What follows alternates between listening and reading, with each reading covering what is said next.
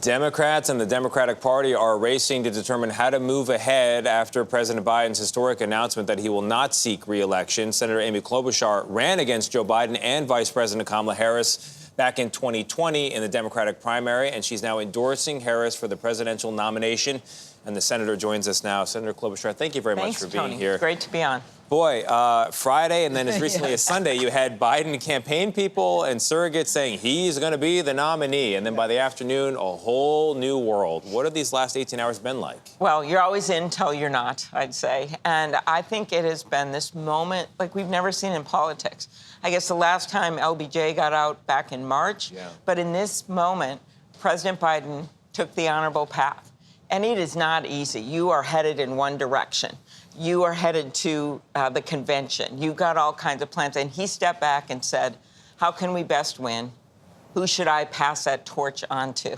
And I've had my own experiences with him like this, whether you're on the debate stage and he says, way to go, when you have a good moment, or my first maiden speech in the Senate floor, I was all alone. I got out of there and I thought, well, so that my phone rings. And I'm like, well, it must be my mom. It was Joe Biden who was watching from home on the C-SPAN. Oh, and so he's always had that long view.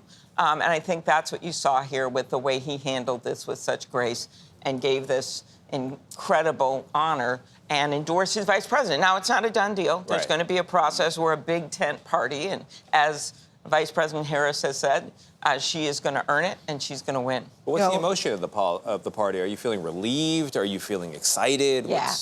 Well, yeah, we're feeling both. She's raised $50 million in the last hour. Exactly. Yeah. She has raised that money. She brings the receipts to all of this. She has been a strong leader on the national stage. She is someone that's going to be a unique candidate when she goes up against Donald Trump. She's former prosecutor, tough and strong person, and she's going to be able to take on the case about him. Well, and his felony indictment. She's going to be able to take on Roe v. Wade. Well, Senator Joe Manchin was here the last half hour. He said, listen, she's too far left. The latest polls show that Biden and Harris were losing to a Donald Trump presidency campaign. What makes you think that what does she need to do? What makes you think that she can do it when you look at the polls? Well, first of all, And what do you think about Manchin saying she's too far left? Okay, so I start with this. First. As a former prosecutor, that's not a job where you're too far left in her case. She did her job. She protected public safety. And I think that's going to be very important for people to know. People forget about people's biographies and what they did in the past. Secondly, you look at some of the people that endorsed her. Yes, she's gotten progressive endorsements, but she's also gotten people like Mark Warner, a very moderate Democrat. Mark Kelly of Arizona, very moderate Democrat. So you can look at this whole group. I ran as a moderate in the presidential race. And you look at this group of people that is coming together. She's going to be able to unite our party. Does it say anything to you that former President Obama, we haven't heard from Hakeem Jeffries, Nancy Pelosi have not formally endorsed her? No.